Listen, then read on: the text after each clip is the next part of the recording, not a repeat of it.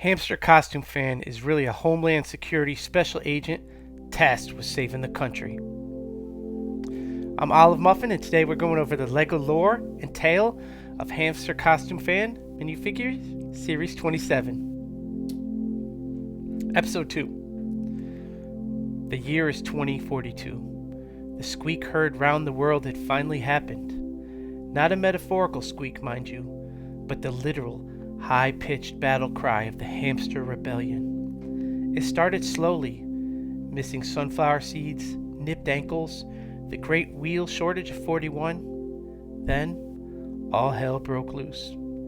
Thousands of hamsters, organized and surprisingly strategic, overran pet stores, labs, daycares, and even a few military bases.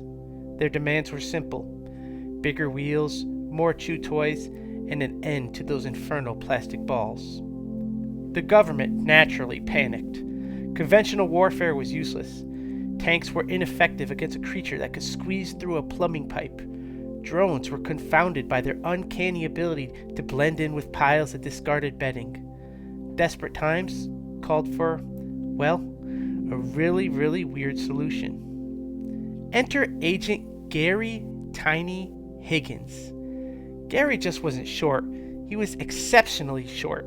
So short, in fact, that he was often mistaken for a particular hairy toddler. This, the government reasoned, made him the perfect candidate. Project Hamster Infiltration was born. Gary was subjected to a rigorous training regimen.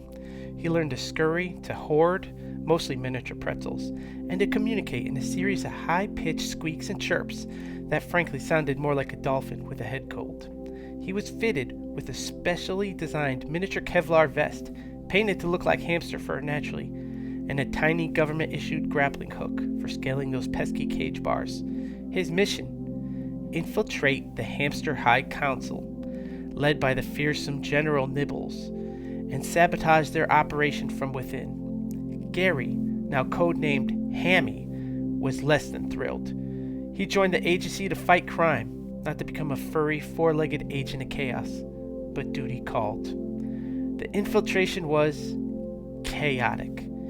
Gary, despite his training, kept getting mistaken for a particularly plump baby hamster. He nearly blew his cover when he instinctively tried to file his expense report, a miniature version, of course. He even had a run-in with a particularly territorial robo-hamster named Fluffy the Destroyer, which involved a harrowing chase through a network of cardboard tubes and a near drowning in a water bottle cap. But Gary persevered. He discovered the Hamster High Council's secret weapon, a giant hamster-powered laser beam aimed directly at the White House. Don't ask how they built it. The details are still classified. Gary, using his miniature grappling hook and his surprisingly adept climbing skills, managed to disable the laser just moments before it fired. General Nibbles, enraged, challenged Gary to a duel. Not with tiny swords or anything sensible like that. No, they faced off in a hamster wheel race. Gary, fueled by adrenaline and a healthy dose of miniature pretzels, won by a whisker. Nibbles was overthrown, the Hamster Rebellion crumbled, and Gary Hammy Higgins became a national hero. He returned to the agency a changed man. He still occasionally squeaked during briefings. He had an inexplicable craving for sunflower seeds. But he saved the nation one tiny furry step at a time. And that, he figured, was something to be proud of. Work can be a relentless tide, slowly eroding the boundaries between our professional and personal selves.